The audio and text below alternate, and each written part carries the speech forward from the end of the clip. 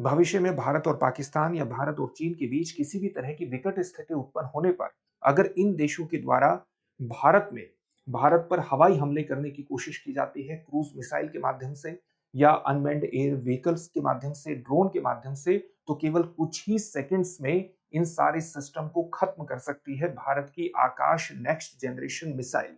भारत ने इसका परीक्षण कर लिया है और इसका परीक्षण हुआ है चांदीपुर इंटीग्रेटेड टेस्ट रेंज से। इसकी सबसे महत्वपूर्ण विशेषताओं के बारे में जानेंगे, लेकिन उससे पहले आपको यह पता होना चाहिए कि दृष्टि संस्थान ने हाल ही में आपकी जीएस की तैयारी को पूरी तरह से करवाने के लिए एक कोर्स लॉन्च किया है जिसका नाम है GS studio foundation live online course. ये मात्र 24,999 में आपकी जीएस की तैयारी को पूरा करवा देगा, 24,999 में, और वो भी केवल 14 महीने में। इस कोर्स की वैधता 18 महीने तक रहने वाली है, यानी एक क्लास को आप 18 महीने तक जितनी बार चाहें उतनी बार देख सकते हैं। और सबसे खास विशेषताओं में यह भी शामिल है कि अगर इस कोर्स को करने के बाद आप जीएस फाउंडेशन ऑफलाइन बैच में एडमिशन लेते हैं तो ये सारी फीस वहां पर एडजस्ट हो जाएगी, यानी ये कोर्स आपको पूरी तरह से फ्री में पढ़ने वाला है।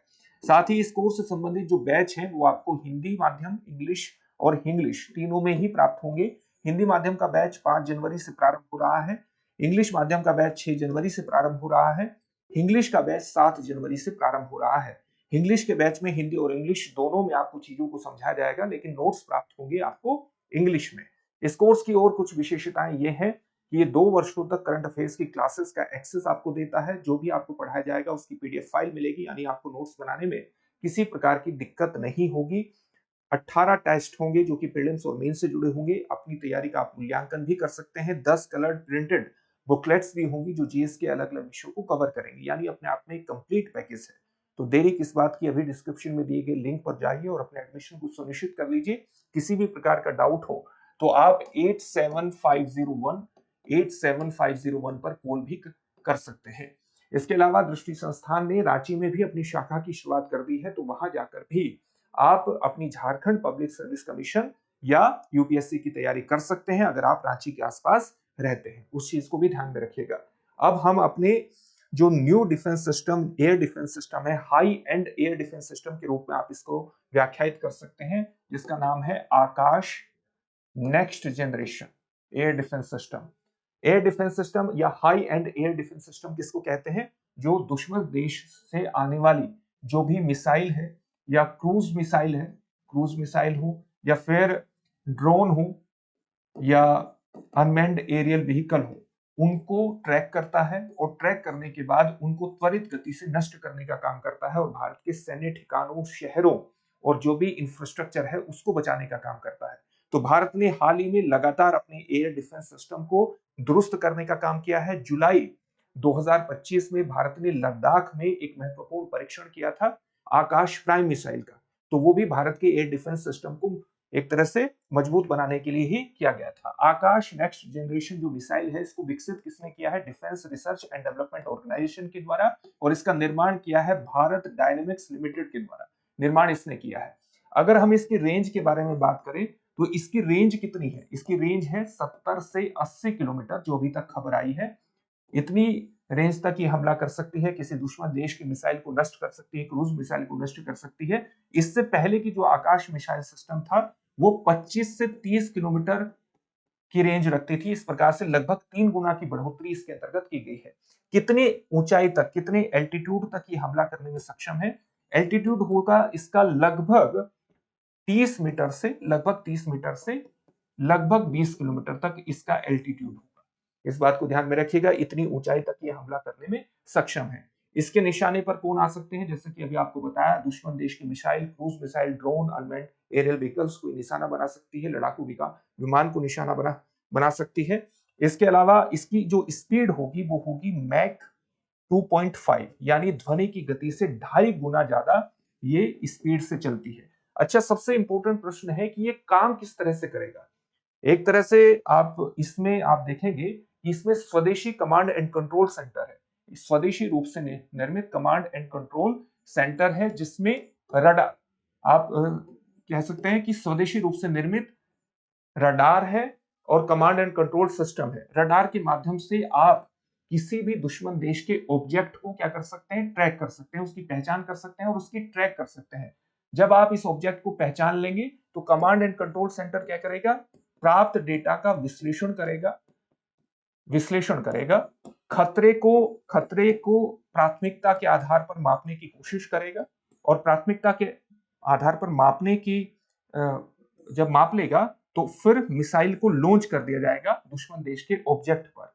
एक साथ आकाश नेक्स्ट जनरेशन के माध्यम से एक साथ 10 टारगेट भेजे जा सकते हैं। 10 टारगेट्स को एक साथ ही निशाना बना सकता है, इसकी ये भी कैपेबिलिटी है। अच्छा, इसकी एक और विशेषता क्या है? एक और विशेषता इसकी ये है कि इसमें एक रेडियो फ्रीक्वेंसी सीकर है। रेडियो फ्रीक्वेंसी सीकर ये किस तरह से काम करता है? ये इस प्रकार से काम करता है, आप इसको किसी भी एयर डिफेंस सिस्टम की आंख के रूप में परिभाषित कर सकते हैं। किस तरह से काम करता है? जैसे रडार से क्या जाएगा, रडार से रेडियो वेव्स निकलेंगी और ये दुश्मन देश के ऑब्जेक्ट से टकराएंगी और वापस आएंगे। तो रेडियो फ्रीक्वेंसी सीकर जो है वो इस ऑब्जेक्ट को लक्षित कर लेगा।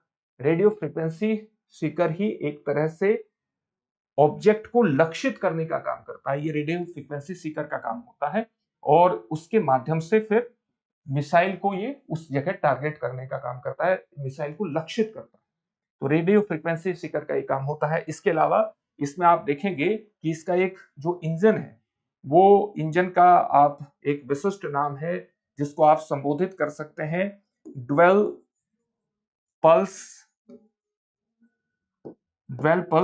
रॉकेट, सॉलिड रॉकेट मोटर के रूप में ये इस मिसाइल के इंजन के रूप में परिभाषित कर सकते हैं। और जो ड्वेल पल्स है इसका सीधा मतलब है कि जो पहला पल्स है वो तेजी से जो ऑब्जेक्ट है प्रारंभ में जब मिसाइल लॉन्च की जाएगी उसको टारगेट की तरफ लक्षित करेगा, तेजी से लक्षित करेगा, और जो द्वितीय जो सेकंड पल्स है वो ऑब्जेक्ट के नजदीक जाने पर मिसाइल को गति प्रदान करेगा। इससे क्या होता है कि आप बहुत तेज गति से बहुत रेंज के साथ ऑब्जेक्ट को भेदने की क्षमता हासिल कर लेती है मिसाइल, बहुत तेज गति के साथ। और साथ ही इसकी वजह से ही आप कह सकते हैं कि आकाश नेक्स्ट जनरेशन मिसाइल की जो रेंज है वो इसी गुण की वजह से बढ़ी है।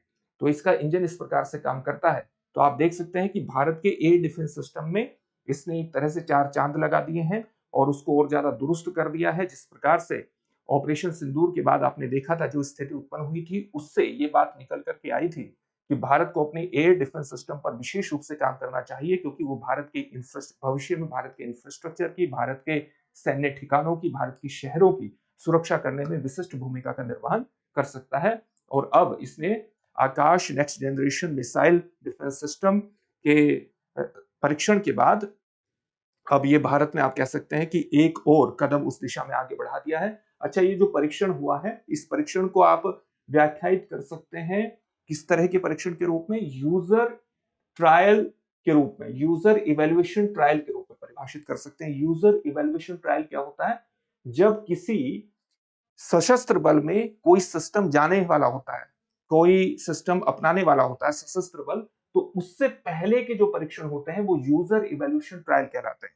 पहले प्रयोगशाला परीक्षण होते हैं और सशस्त्र बलों को दिए जाने से पहले जो परीक्षण होते हैं उनको यूजर इवैल्यूएशन ट्रायल कहते हैं। इस बात को भी ध्यान में रखिएगा। इससे जुड़े हुए प्रश्न देख लेते हैं। प्रश्न है आकाश नेक्स्ट जनरेशन में प्रयुक्त आरएफ सीकर का मुख्य कार्य क्या है? आपके सामने ऑप्शंस हैं, मिसाइल को लॉन्च करना, लक्ष्य की पहचान और ट्रैकिंग करना, ईंधन की आपूर्ति करना, कम्युनिकेशन बाधित करना। इस प्रश्न का उत्तर कमेंट बॉक्स में कमेंट करके जरूर दीजिए। फिर से एक नई सेशन में आपसे मुलाकात होगी। धन्यवाद। Introducing Drishti IAS Everyday Wear, the casual jacket and the polo neck t-shirt, perfect for everyday and casual wear. Shop now on the Drishti Learning app and Flipkart. Buy link in the description. अब exam की तैयारी को और बेहतर करने के लिए हमारे चैनल को लाइक, शेयर और सब्सक्राइब करना ना भूलें।